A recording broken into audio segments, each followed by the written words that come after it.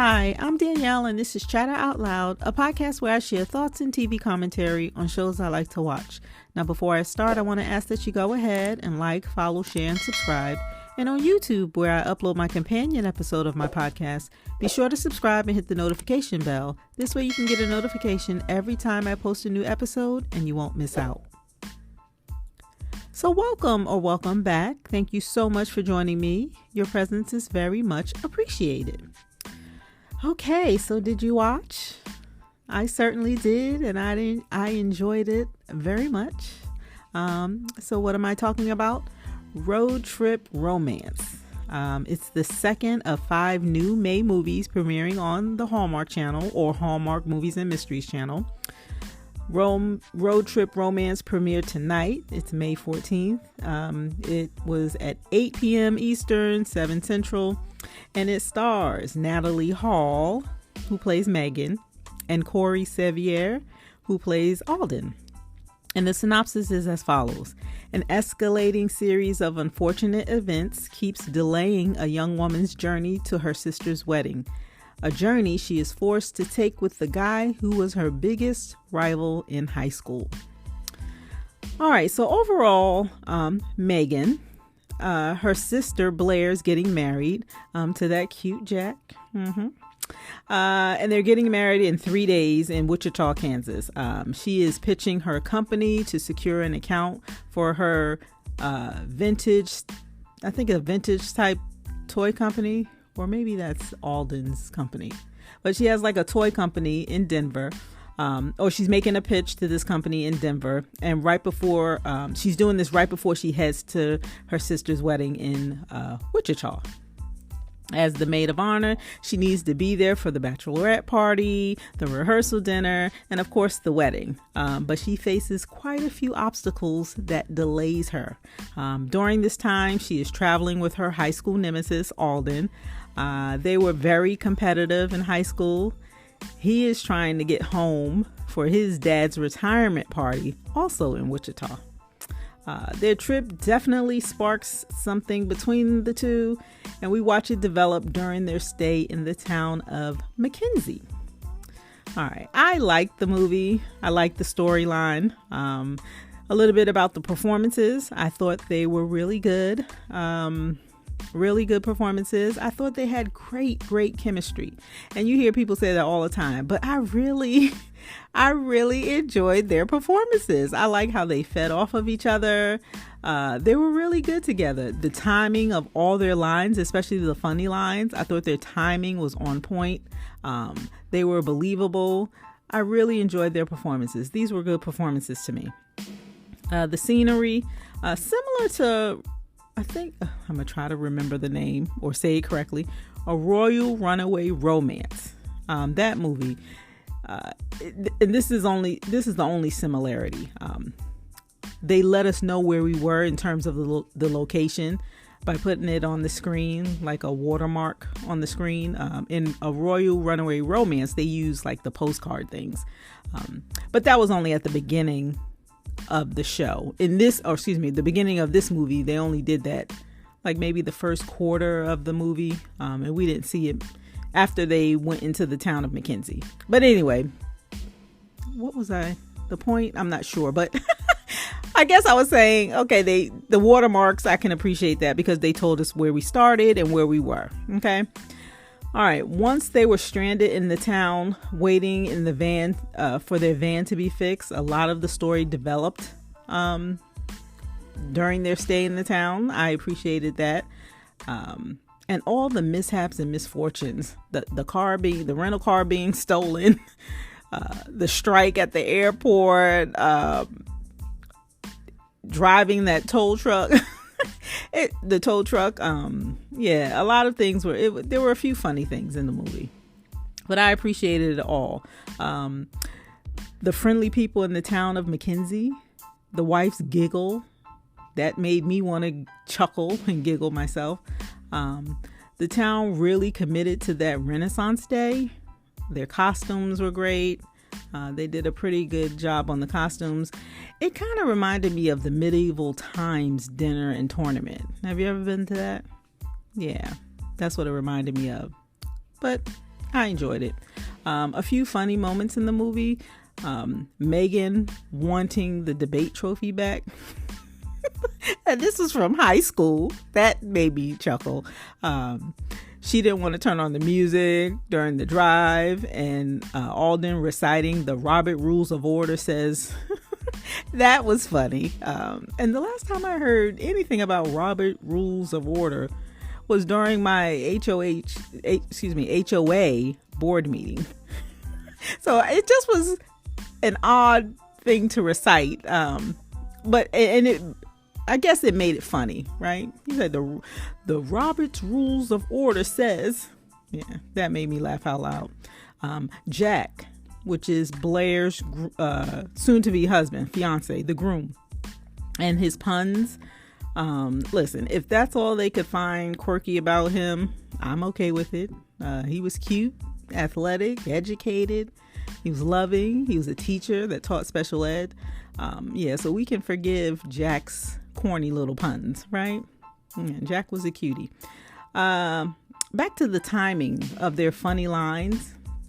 I thought they were really on point. When she hit him, when they were in the tent in Mackenzie, they were on the lawn of the couple that offered them a stay, or offered them their guest room, so to speak, which was a tent on the front lawn. When she hit him with that pillow, she hit Alden in the tent with the pillow because he snored. That made me laugh because she hit him so fast and then hurried up and turned over. I may have done that to my husband a time or two, but it was really funny. There were a few sentimental moments. The shawl, unfortunately, that was stolen in the car. That was going to be her something borrowed. And Alden happened to remember that that's what Megan wore to the prom. And then we were all like, oh. And we knew then that he always liked Megan way back when, right? And then the jugs of Mackenzie cider when Franklin pulled them over. Franklin, he happened to be a sheriff in the town, and Alden was kind of jealous of him, I think. But he pulled them over and he was so serious, and then he offered them or gave them jugs of Mackenzie cider. I guess that was kind of sentimental for the town, I suppose, but it was kind of funny as well.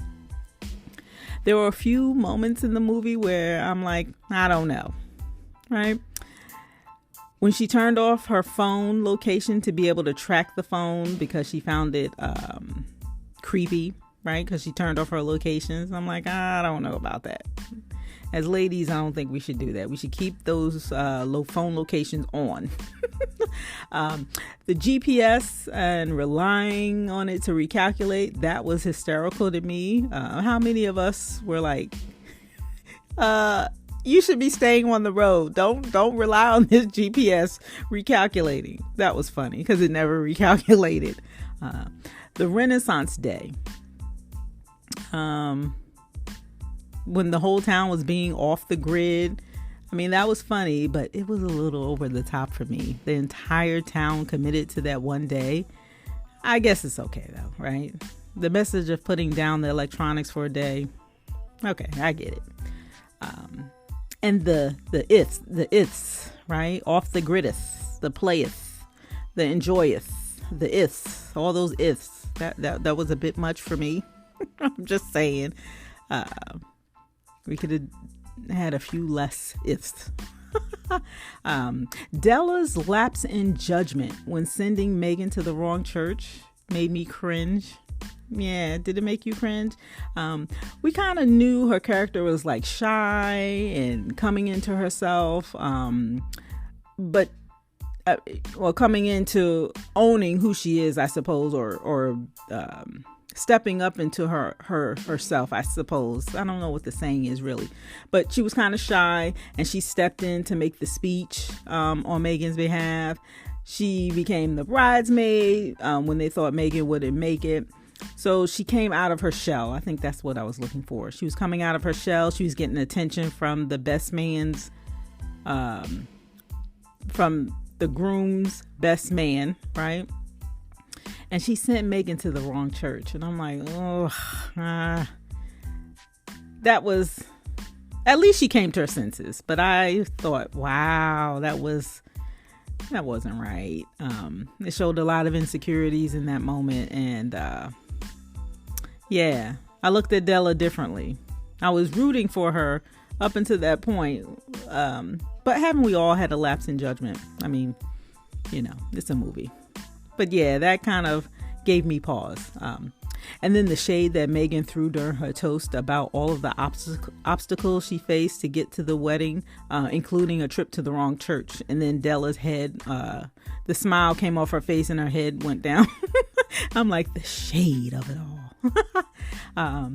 The romance in the movie, how about Jack, you guys? I mentioned this earlier. He was a cutie, right? Yepers.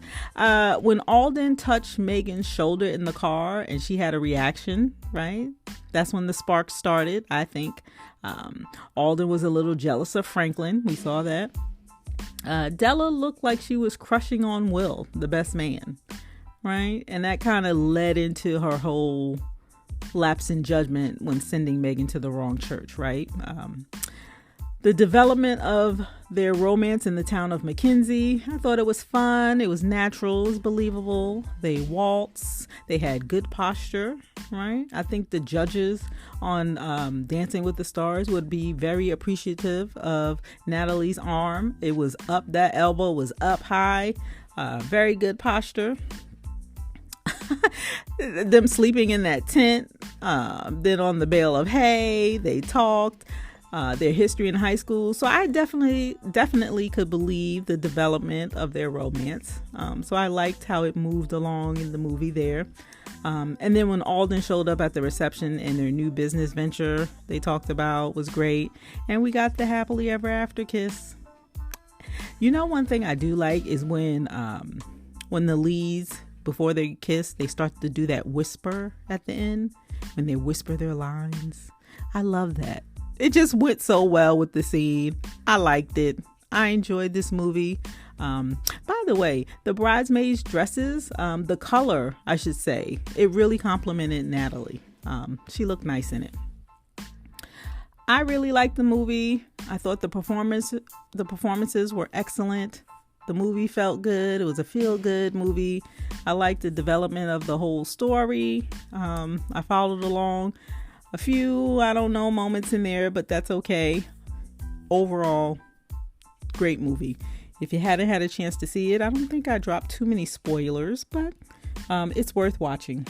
I think I'm going to keep this one on my DVR and watch it a second time. I really enjoyed it that much.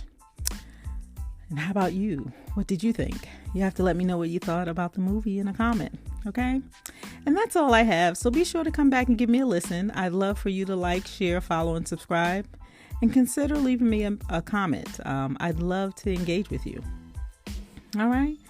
My name is Danielle, and you're listening to my podcast, Chatter Out Loud. Thank you so much for joining me. And as always, I appreciate your support. Thanks again for listening, and I'll talk to you next time.